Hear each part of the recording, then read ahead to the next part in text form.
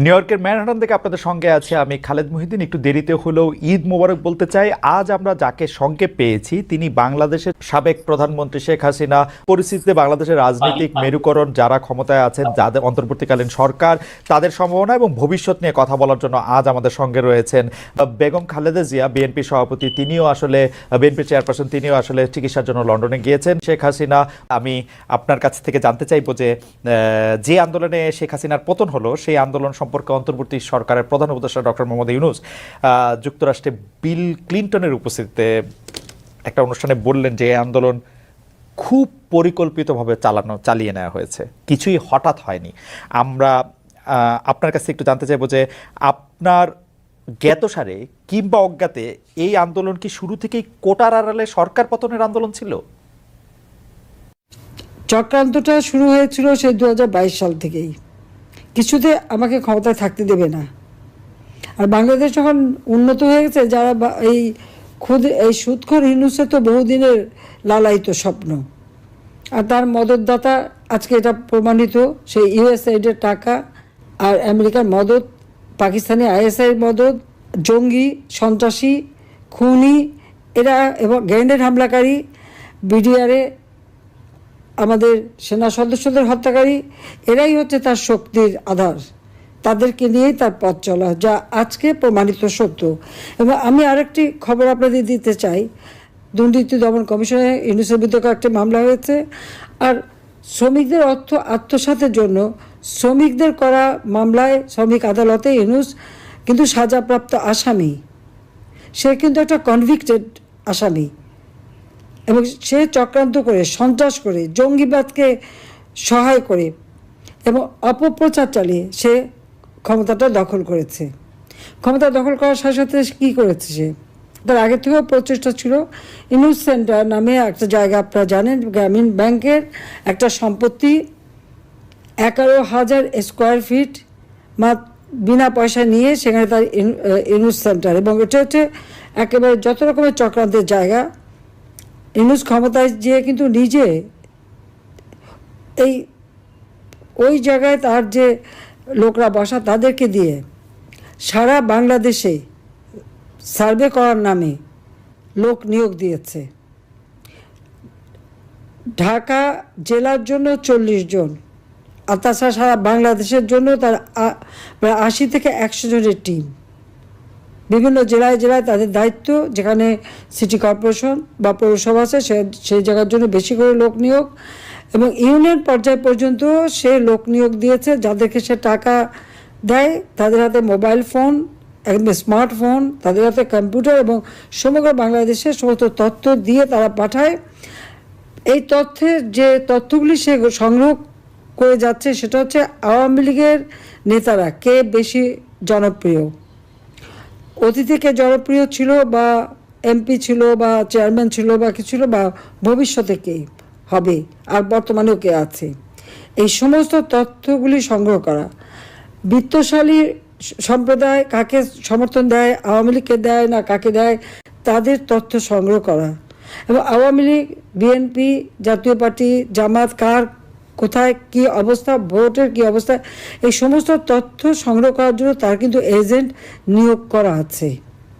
এছাড়া সে যে বিশাল গুন্ডা বাহিনী পালে, 1000 মোটর সাইকেল তাদেরকে দেওয়া হয়েছে এবং তাদের হাতে স্মার্টফোন এবং কয়েকটা মাদ্রাসা, কিছু ইউনিভার্সিটি, 35টা কলেজ ইউনিভার্সিটির কিছু ছেলে মেয়েকে সে টাকা দিয়ে পেলে পুষে রাখে এবং তাদেরকে দিয়ে যত অঘটনগুলি ঘটায়। এবং এটা যে তার একটা সেই মানে সূক্ষ্ম পরিকল্পনার ফসল, সেটা সে নিজেই বলে ফেলেছে বিল ক্লিন্টনের অনুষ্ঠানে। খুব খুশি মনে হাত বা নাচিয়ে বলল যে এটা এখানে ছাত্র না, জনতো না, এটা হচ্ছে তার ম্যাটিকুলাস ডিজাইন করা মাস্টার মাইন্ড দ্বারা এই এমন ঘটনা ঘটিয়েছে যে শেখ হাসিনাকে ক্ষমতা থেকে হটিয়ে সে অবৈধভাবে জোর করে ক্ষমতাটা দখল করে নিয়েছে, মানে ডাকাতি করে ক্ষমতা নেওয়া। এবং ক্ষমতা নেওয়ার পরে আওয়ামী লীগের উপরে যত রকমের অত্যাচার, আর এই অত্যাচারে আরও উৎসাহিত হয়ে বিএনপি আর জামাত তো আছেই। কারণ জামাতের কথা হচ্ছে আমরা যুদ্ধাপরাধীদের বিচার করেছি, যেখানে জিয়াউর রহমান যুদ্ধাপরাধীদের মন্ত্রী করেছিল, আর যারা সাজাপ্রাপ্ত আসামি তাদেরও ছেড়ে দিয়েছিল। গোলাম আজম পাকিস্তানি পাসপোর্ট নিয়ে পাকিস্তানি ছিল, তাকে আবার ফিরত এনেছিল। কাজে তাদের আমরা বিচার করেছি, কাজে সেই প্রতিশোধ দেবে। আর জাতির পিতা বঙ্গবন্ধু শেখ মুজিবুর রহমানের হত্যাকারীদেরকে জিয়াউর রহমান ইন্ডেমনিটি দিয়েছিল, দায় মুক্তি, তাদেরও বিচার করেছি।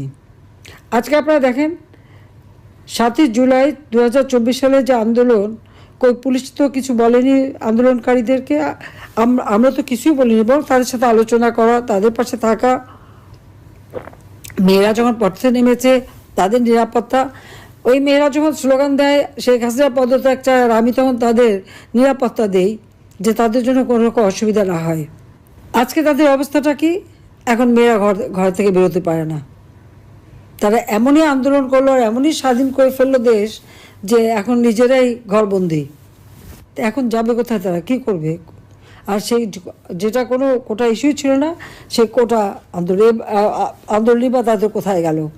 আর এখন সপ্তদলীয়করণ, এই অস্ত্র লাঠি সোটা নিয়ে চিফ জাস্টিসকে পদত্যাগ করতে বাধ্য, জজকে পদত্যাগ করতে বাধ্য।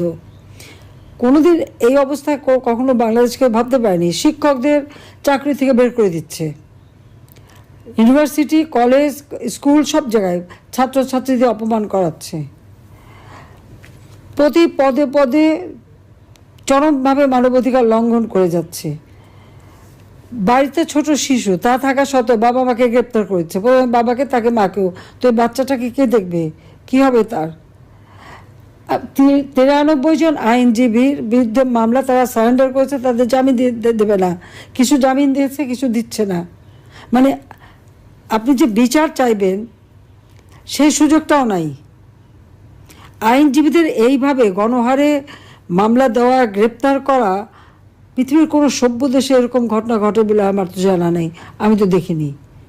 কাজে বাংলাদেশ আজকে কি? আইনের শাসন নাই, ন্যায় বিচার পাওয়ার অধিকার নাই, নারীদের কোনো স্বাধীনতা নাই। এবারে ঈদে শ্রমিকদের কান্নায় ভরা, 1100 ইন্ডাস্ট্রি বন্ধ, শ্রমিকদের কাজ পায় না। তার উপর আমার আওয়ামী লীগের নেতাকর্মীদের ঘর বা বসত বাড়ি, ব্যবসা প্রতিষ্ঠান, তাদের গরুর খামার, মৎস্য খামার, মুরগির খামার, ফলের বাগান সবই ধ্বংস, দোকানপাট যা ছিল একেবারে সব ভেঙে চুরে লুটপাট করে জ্বালিয়ে পুড়িয়ে নিঃস্ব করে দিচ্ছে। কেন?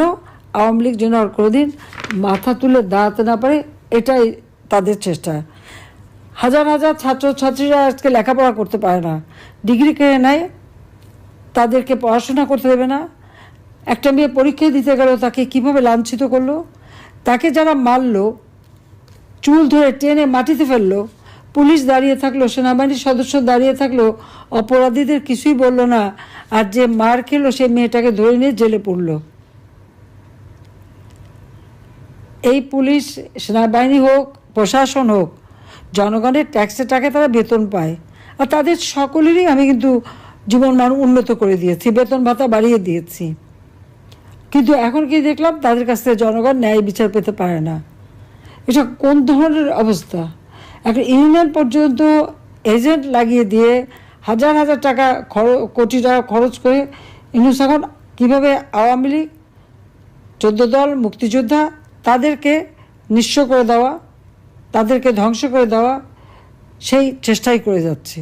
আর তার দোসর জঙ্গি, সন্ত্রাসী, খুনি, দুর্নীতিবাজ, অবৈধ অস্ত্রধারী এবং জেলখানা থেকে তাদের সবাইকে মুক্তি দিয়েছে। গ্রেনেড হামলাকারী থেকে শুরু করে কেউ বাদ নেই, মুক্তি দিয়ে জেল ভরে ফেলেছে আমার আওয়ামী লীগের নেতা কর্মী দিয়ে। সবচেয়ে বড় কথা, পিটিয়ে মানুষ হত্যা করা, এমনকি আইনজীবীকে পিটিয়ে হত্যা করলো, মাথা কোপানো,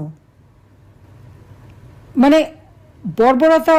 পাকিস্তান আর্মি গুলি করে মানুষ মারত, আর এরা এমনই বর্বর যে পিটিয়ে হত্যা, এমনকি অন্তঃসত্ত্বা নারী পুলিশ কনস্টেবলকেও ছাড়েনি। আর আমাদের মেয়েদের উপরে ইফতার বন্টন করছে, তাকেও, তার উপরেও জুলুম, তাকেও মেরে পাতা ফাটিয়ে দিয়েছে এবং কয়েকটা সেলাই পড়েছে।